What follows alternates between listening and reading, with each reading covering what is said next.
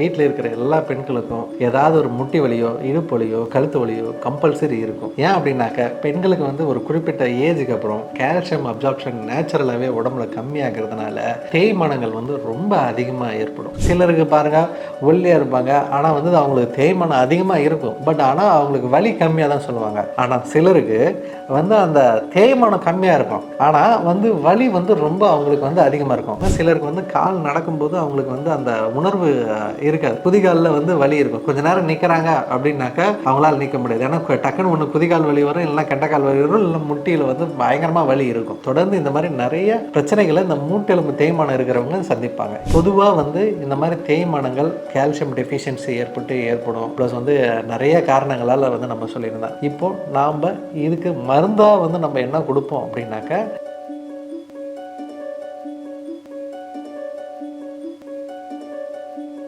Health cafe நேயர்களுக்கு வணக்கம். நான் டாக்டர் சிஎம் சதீஷ்குமார், சித்த மருத்துவர். இன்றைக்கி நம்ம என்ன டாபிக் பார்க்க போகிறோம் அப்படின்னாக்க, நிறைய பேருக்கு காமனாக பிரச்சனை இருக்கும். ஆண் பெண் இருபாலருக்கும் இந்த பிரச்சனைகள் வந்து ரொம்ப அதிகமாக இருக்கும். இன்னும் குறிப்பாக வந்து பெண்களுக்கு வந்து இந்த பிரச்சனை அதிகமாக இருக்கும். என்ன அப்படின்னாக்க, மூட்டு எலும்பு தேய்மானம். மேக்ஸிமம் நீங்கள் கேட்டு பாருங்கள், வீட்டில் இருக்கிற எல்லா பெண்களுக்கும் ஏதாவது ஒரு முட்டி வலியோ, இடுப்பு வலியோ, கழுத்து வலியோ கம்பல்சரி இருக்கும். ஏன் அப்படின்னாக்க பெண்களுக்கு வந்து ஒரு குறிப்பிட்ட ஏஜுக்கு அப்புறம் கால்சியம் அப்சார்ப்ஷன் நேச்சுரலாகவே உடம்புல கம்மியாகிறதுனால தேய்மானங்கள் வந்து ரொம்ப அதிகமாக ஏற்படும். ஸோ அதனால தான் பெண்கள் வந்து ரொம்ப காமனாக இந்த இடுப்பு வலி, முட்டு வலி, கழுத்து வலி இந்த மாதிரி நிறைய பிரச்சனைகளால் வந்து சஃபர் ஆகுவாங்க. இப்போது அந்த முட்டு வலி இருந்துச்சுன்னா அதை எப்படி நம்ம மேனேஜ் பண்ணுறது, அதுலேருந்து நம்ம எப்படி வந்து நம்ம வெளியில் வருது, வலி இல்லாமல் நம்ம எப்படி நம்மளோட லைஃப்பை வந்து நம்ம மேனேஜ் பண்ணுறதுன்றது தான் இந்த வீடியோவில் வந்து நம்ம பார்க்க போகிறோம். இந்த ஆஸ்டியோ ஆர்த்ரைட்டிஸ், அதாவது வந்து மூட்டு எலும்பு தேய்மானம். இந்த மூட்டு எலும்பு தேய்மானம் இது எப்படி அப்படின்னாக்க, அதாவது வந்து நமக்கு போனோட எண்டில் வந்து ஆர்டிகுலர் ஜாயின்ட்ஸ் வந்து இருக்கும். நமக்கு அதாவது வந்து அந்த மூட்டுகள் வந்து இயங்கிறதுக்கான அந்த ஜாயின்ட்ஸ் வந்து இருக்கும். அதில் 2 போன் வந்து சேர்ந்து தான் ஒரு ஜாயிண்ட்டை வந்து குறைஞ்சபட்சம் ஒரு 2 போன் சேர்ந்து அந்த ஜாயிண்ட்டை ஃபார்ம் பண்ணுது. அதில் சின்னதாக குருத்தெலும்பு மாதிரி வந்து ஒரு கார்ட்லேஜஸ் வந்து நமக்கு வந்து படிஞ்சிருக்கும் இல்லைங்களா? அந்த படிஞ்சது வந்து என்ன பண்ணும் அப்படின்னாக்க, ஏஜ் ஆகும்போது நமக்கு தேய்மானத்தினால, அதாவது வந்து கொஞ்சம் கொஞ்சமாக தேஞ்சு அதோட நார்மல் சர்ஃபேஸ் வந்து ஒழுங்காக இல்லை, ஆர்டிகுலேட் ஆகாமல் கொஞ்சம் ஏற்ற குறைச்சல் ஆகும். இப்படி நார்மலாக ஜாயிண்ட் வந்து என்ன ஆகும் அப்படின்னாக்கா, தேய்மானத்தினால கொஞ்சம் தேய்கிறது வந்து ஈவனாக தேயாது இல்லையா? ஒரு சைடு அதிகமாக இருக்கும், ஒரு சைடு கம்மியாக தேகும். ஸோ அதனால் வந்து ஆட்டோமேட்டிக்காக நம்ம எப்படி நடக்கிறோமோ அதை வச்சு தான் வந்து அந்த நம்மளோட போஸ்டர், நம்ம நடக்கிற போஸ்டர் வச்சு தான் தேய்மானம் வந்து எந்த பகுதியில் வருதுன்றதை பார்க்கும். ஒரு சிலருக்கு அந்த பகுதியில் தான் வந்து அந்த தேய்மானம் அதிகமாக இருக்கும். அப்போது அந்த ஜாயிண்ட்டோட பொசிஷனே வந்து நமக்கு வந்து என்ன ஆகும் அப்படின்னாக்கா, இப்படி அது எக்ஸ்ரேல பார்த்தாவே தெரியும். ஒரு சிலருக்கு இந்த சைடு அதிகமாக இருக்கும், ஒரு சிலருக்கு இந்த சைடு அதிகமாக இருக்கும். ஆட்டோமேட்டிக்காக என்ன ஆகும் அப்படின்னாக்கா, அந்த போன் வந்து கரெக்டான பிளேஸில் உட்காராதனால நமக்கு அங்கே சுற்றி இருக்கிற ஜாயிண்ட் எல்லாமே இன்ஃப்ளமேஷன் ஆகும். அதில் அந்த நமக்கு ஒரு மூட்டுனாக்கா அதில் நிறைய லிகமெண்ட் இருக்கும், ப்ளஸ் வந்து போன்ஸ் இருக்கும், இன்ஃப்ளமேஷன் ஜவ்வு, அதை சுற்றி சைனவல் ஃப்ளூயிட் இருக்கும். இது எல்லாமே டிஸ்டர்ப் ஆகும். இப்போ இந்த இடத்துல வந்து தேய்மானம் அது அரிக்கிறதுனால தொடர்ந்து என்ன பண்ணும் அப்படின்னாக்கா, அந்த எக்கோசிஸ்டத்தை வந்து டிஸ்டர்ப் பண்ணிகிட்டே இருக்கும். அப்போ என்ன ஆகும் அப்படின்னாக்கா, நமக்கு ஆட்டோமேட்டிக்காக வந்து இன்ஃப்ளமேஷன் வந்து நமக்கு கிரியேட் ஆகும். இந்த இன்ஃப்ளமேஷன் எவ்வளோக்கு எவ்வளோ வருதோ அவ்வளோக்கு அவ்வளோ அவங்களுக்கு வந்து முட்டோட வலி வந்து அதிகமாக இருக்கும். சிலருக்கு பாருங்கள் ஒல்லியாக இருப்பாங்க, ஆனால் வந்து அவங்களுக்கு தேய்மானம் அதிகமாக இருக்கும். பட் ஆனால் அவங்களுக்கு வலி கம்மியாக தான் சொல்லுவாங்க. ஆனால் சிலருக்கு வந்து அந்த தேய்மானம் கம்மியாக இருக்கும், ஆனால் வந்து வலி வந்து ரொம்ப அவங்களுக்கு வந்து அதிகமாக இருக்கும். காரணம் என்ன அப்படின்னாக்க, அவங்களுக்கு அந்த இன்ஃப்ளமேட்டரி ரியாக்ஷன்ஸ் வந்து ரொம்ப அதிகமாக இருக்கும். பாருங்கள், அவங்க அதாவது வந்து வலி அதிகமாக இருக்கிறவங்களுக்கு அந்த முட்டு சுற்றி இருக்கிற வீக்கம் வந்து ரொம்ப அதிகமாக இருக்கும். இப்போ நமக்கு அந்த முட்டில் அந்த வீக்கம் வருது அப்படின்னாலும் அந்த வீக்கம் அப்படியே அங்கே மேலேயே நிற்காது. நம்ம காலை கீழே தொங்க போட்டு உட்காரதுனால, நடக்கிறதுனால என்ன ஆகும் அப்படின்னாக்க, கொஞ்சம் கொஞ்சமாக அந்த நீரானது கொஞ்சம் கீழே இறங்கி காஃப் மசில், குதிகால் இந்த பகுதியில் வந்து போய் சேரும். அப்போ ஆட்டோமேட்டிக்காக என்ன ஆகும் அப்படின்னாக்க, அந்த இடத்துலையும் கொஞ்சம் கொஞ்சமாக ஸ்டிஃப்னஸ் வந்து ப்ரொடியூஸ் ஆக ஆரம்பிக்கும். அவங்களுக்கு வந்து நிற்கும் போது, நடக்கும்போது வலி வந்து கொஞ்சம் கொஞ்சமாக அதிகமாகிட்டே இருக்கும். அதனால தான் வந்து நீங்கள் பாருங்கள், அந்த முட்டி எலும்பு தேய்மானம் இருக்கிறவங்களுக்கு இந்த காஃப் மசில் ஸ்டிஃப்னஸ் வந்து அதிகமாகும் போது அவங்களால வந்து சப்பளங்கால் போட்டு உட்கார முடியாது. காரணம் என்னன்னா, அந்த பின் காலில் இருக்கிற அந்த சதை பகுதி டைட் ஆனதுனால அந்த கால் வந்து ஆட்டோமேட்டிக்காக மடங்காது. இதனால தான் தேய்மானம் ஆகும். அந்த தேய்மானத்தினால நடக்கிற அந்த இன்ஃப்ளமேட்டரி ரியாக்ஷன்னால நமக்கு அந்த கால் பகுதியில் ஸ்டிஃப்னஸ் அதிகமாகி மூமெண்ட் வந்து ரெஸ்ட்ரிக்ட் ஆகும். பெயின் வந்து ரொம்ப அதிகமாக இருக்கும். சிலருக்கு வந்து ரத்தமே ஒழுங்காக போகாமல் கால் வந்து அந்த கால் பகுதி மட்டும் பாருங்கள் அப்படியே கொஞ்சம் லைட்டாக பிளாக்கிஷாக மாறும். அந்த ரத்த ஓட்டம் சர்க்குலேஷன் ஒழுங்காக இல்லாதனால கால் வந்து அந்த கருப்பாக ஆக ஆரம்பிக்கும். ஸோ இந்த மாதிரி நிறைய வந்து சஃபர் பண்ணுவாங்க. சிலருக்கு வந்து கால் நடக்கும்போது அவங்களுக்கு வந்து அந்த உணர்வு இருக்காது. குதிகாலில் வந்து வலி இருக்கும். கொஞ்ச நேரம் நிற்கிறாங்க அப்படின்னாக்கா அவங்களால நிற்க முடியாது. ஏன்னா டக்குன்னு ஒன்று குதிகால் வலி வரும், இல்லைன்னா கெண்டக்கால் வலி வரும், இல்லை முட்டியில் வந்து பயங்கரமாக வலி இருக்கும். தொடர்ந்து இந்த மாதிரி நிறைய பிரச்சனைகளை இந்த மூட்டெலும்பு தேய்மானம் இருக்கிறவங்க சந்திப்பாங்க. இப்போ இந்த மாதிரி தேய்மானம் ஏற்படுறதுனால நமக்கு அந்த காலில் வந்து பிரச்சனைகள் வருது.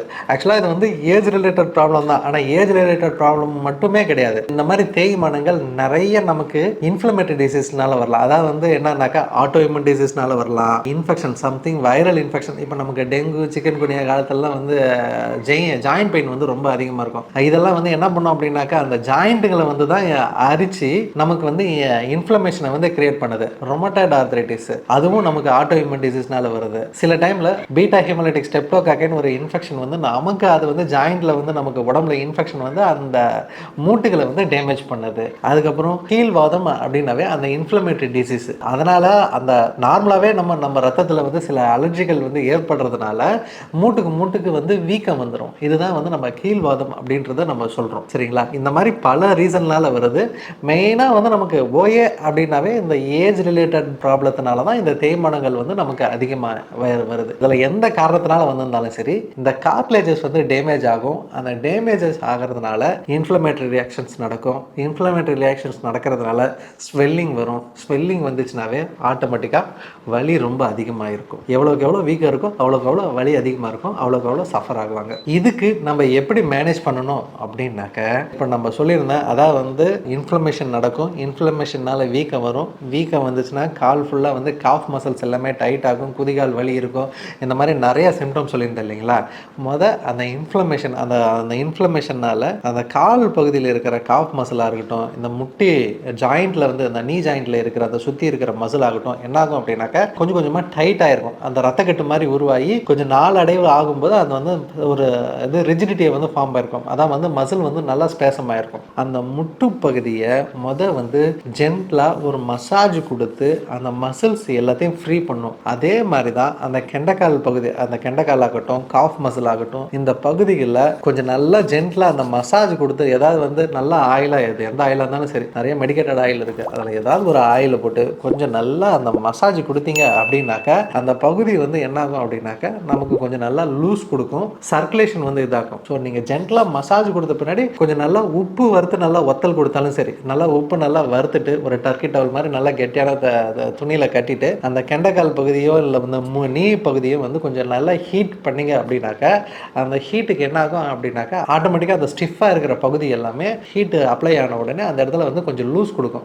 அப்போ நல்லா ஜென்டலாக மசாஜ் பண்ணி விட்டீங்க அப்படின்னாவே சர்க்குலேஷன் வந்து கொஞ்சம் நார்மல் ஆகும். அதுக்கப்புறம் நம்ம உள்ளுக்கு என்ன பண்ணோம் அப்படின்னாக்கா ஆன்டி இன்ஃப்ளமேட்டரி ட்ரக்ஸ். பொதுவாக வந்து இந்த மாதிரி தேய்மானங்கள் கால்சியம் டெஃபிஷியன்சி ஏற்படும். ப்ளஸ் வந்து நிறைய காரணங்களால் வந்து நம்ம சொல்லியிருந்தோம். இப்போ நாம் இதுக்கு மருந்தாக வந்து நம்ம என்ன கொடுப்போம் அப்படின்னாக்கா மேக்ஸிமம் வந்து குங்குளிய பஸ்பம், சிலாசத்து பஸ்பம், சங்கு பஸ்பம், இது மூணும் ஒரு பிஞ்ச் எடுத்து ஒன்றா மிக்ஸ் பண்ணிட்டு காலையிலும் சாயந்தரம் சாப்பிடணும். இப்போது இதில் சங்கு பஸ்பம் அப்படின்றது அதாவது வந்து நம்ம சங்கு பார்த்துருப்போம், அதை வந்து இடித்து அதை பஸ்பமாக அதாவது வந்து அதை சாம்பலாக மாற்றி அதை நம்ம கொடுக்குறோம். சங்கு வந்து நமக்கு கால்சியம் சப்ளிமெண்ட்டாக வந்து இருக்கும், நேச்சுரல் கால்சியம் சப்ளிமெண்ட். இது நம்ம கொடுக்கும்போது நம்மளோட உடம்புல இருக்கிற அந்த கால்சியம் பற்றாக்குறை வந்து இதாகும். சிலாசத்து அப்படின்னா சிலையில் வந்து இருந்து வடியும் சத்து, அதாவது வந்து மலையோட இடுக்கு பகுதிகளிலிருந்து ஒரு சத்து வந்து ஒரு மினரல்ஸ் வந்து ஃபார்ம் ஆகும். இது வந்து நமக்கு ஆன்டி இன்ஃப்ளமேட்டரியாக இருக்கும். ப்ளஸ் வந்து கொஞ்சம் வலியை வந்து நமக்கு கம்மி பண்ணி கொடுக்கும். ரெண்டாவது வந்து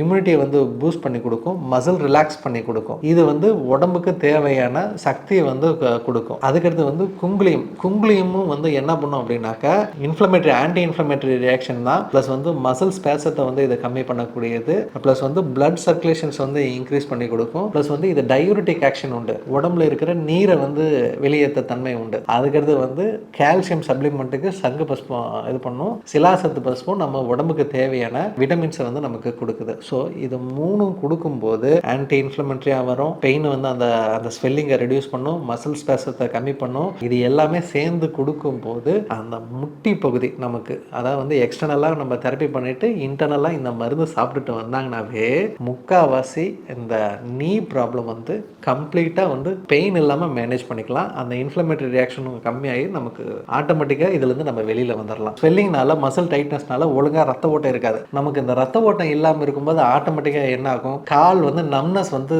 இருக்கும். அதான் வந்து மருத்து போன மாதிரி வந்து நமக்கு இருக்கும். ஸோ அப்போ அந்த சர்க்குலேஷன் வந்து நமக்கு வந்து கிளியர் ஆகணும். அந்த நரம்பு வந்து அங்கே இருக்கிற நரம்புகள் வந்து சர்க்குலேஷன் இல்லாதனால வீக் ஆகும். இதுக்கு என்ன பண்ணுவாங்கன்னா, சித்த மருத்துவர்கள்கிட்ட நீங்கள் எங்கே போனாலும் சரி, அமுக்கரா வந்து ஒரு பேஸ் வந்து கொடுப்பாங்க. அமுக்கரா சூரணம் அப்படின்றது ஒரு பேஸ் இருக்கும். இதை நாம் உள்ளுக்கு கொடுக்கும்போது இது வந்து அஃப்ரோடிசிக், அதாவது வந்து நரம்பு உரமாக்கி செய்கை இதில் உண்டு. சர்க்குலேஷனை வந்து இம்ப்ரூவ்மெண்ட் பண்ணும்.